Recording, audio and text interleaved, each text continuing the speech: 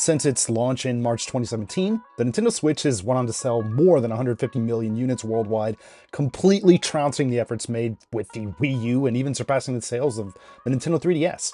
Regardless of its popularity, the Switch has been home to a number of amazing titles.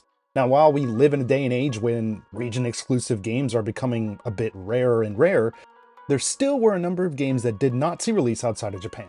Sure, some of these may be educational games or eShop shovelware, but there definitely are some games that have released that are available that I think are worth checking out. This is the Famicast list of the top 10 Japan-only Nintendo Switch 1 titles. Let's go ahead and get into it. Danny from the Famicast here. If you're new to the channel, please be sure to subscribe and turn on those notifications. Sound off in the comments down below, and we may read it out on our bi-weekly show called the Famicast. Of course, you can check this one out in written form over on our website, thefamicast.com. Special thanks to our patrons for their support too. Today, let's go ahead and dive into my list of some of the best Japan exclusive games that are on offer on the Nintendo Switch 1. Just a note here, lists like this are highly subjective. Perhaps you have your own ideas about the titles that players are missing out on outside of Japan. If that's the case, be sure to sound off in the comments down below. We'd love to hear your thoughts and opinions on this. Anyways, without further ado, let's just go ahead and get into our top 5 Japan-only Switch 1 titles. The past 2 times I've made lists like this for both the 3DS and Wii U, Dragon Quest X Online has come up. Well, this is going to be a bit of a hybrid entry here, but I think it's still a valid one. So a completely offline version of the game, aptly dubbed Dragon Quest X Offline, is also available on the Switch, as well as PlayStation 4 and I believe PlayStation 5.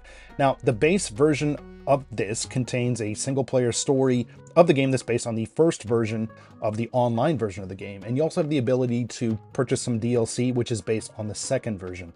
Now, of course, with the online version, you're going to have to worry about paying for the game on a monthly basis. However, offline, just as the name suggests, this takes this aspect of the game away entirely, leaving fans with a pretty beefy single-player experience. Now, the biggest difference outside of the offline nature is the complete overhaul of the visuals. Dragon Quest X Offline features chibified versions of all the characters found in the original. Now, while I personally prefer the look of the original, the characters in Offline have their own charm. Now, at any rate, even though the language barrier for both of these versions is going to be quite high, if you have some kind of understanding of the Japanese language or are willing to give the game or games a shot, I think there are hours and hours of enjoyment to be had.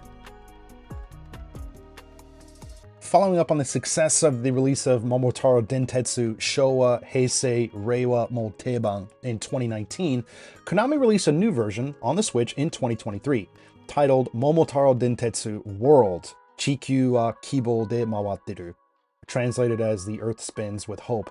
Now, this version has a bit of a different take on the series. Now, for those that don't know, the Momotetsu series, as it's known, would usually see players travel around a game board with locations set in Japan. Now, this game board has you rolling dice, buying up properties, and trying to be the best president in Japan, all while avoiding these characters that could basically send you to the poorhouse.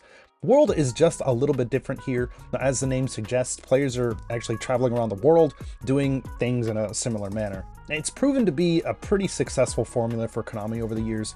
The first title on the Switch has sold over 4 million units in Japan alone, which I think played a role with the company releasing an Asia version of the game in December 2024, which actually supports English. Now, unfortunately for World, the game is currently only available in Japanese. So if you're looking for more fun in the world of Momotetsu and don't mind tackling some Japanese, I think this one might be worth looking into.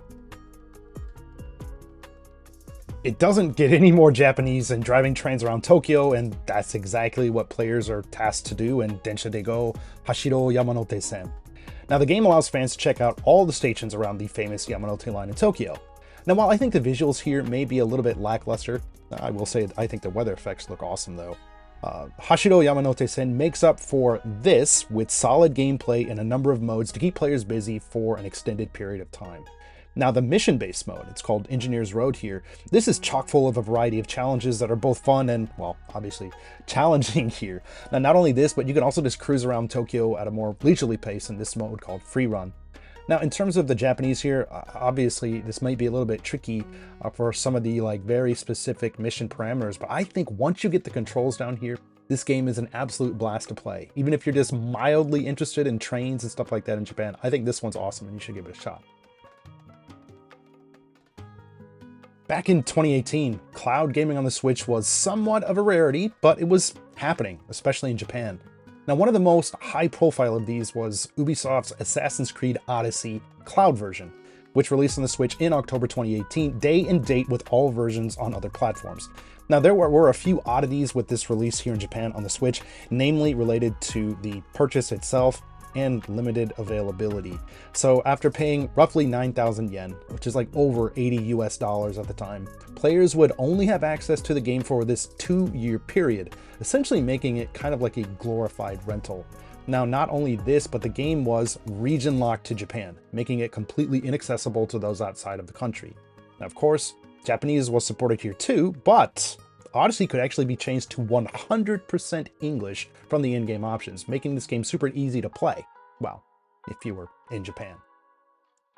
Regardless of these high barriers of entry here, Ubisoft, alongside the cloud partner Ubitus, crafted a pretty competent port of the game that featured everything found on the other platforms. Now, I picked this one up to cover for our podcast and also for the YouTube channel here, and I had an amazing time with the game. I spent over 100 hours with it, maybe like 130 or something like that. I just loved it. Ubisoft actually sunset the Switch Cloud version on October 31st, 2023, with play tickets no longer being available to purchase. While cloud versions are less of an ideal way to play games, Odyssey on the Switch and its limited availability make it a curious addition to the game library on the Switch One, and one that can unfortunately no longer be played. It may strike you as strange, but back in 2021, a joint Nintendo and Koei Tecmo game was released exclusively in Japan without ever seeing the light of day in English-speaking territories. Body Mission Bond. It's this adventure/visual novel that's somewhat similar to Phoenix Wright titles. However, things here also feature some action elements and a presentation that is akin to manga.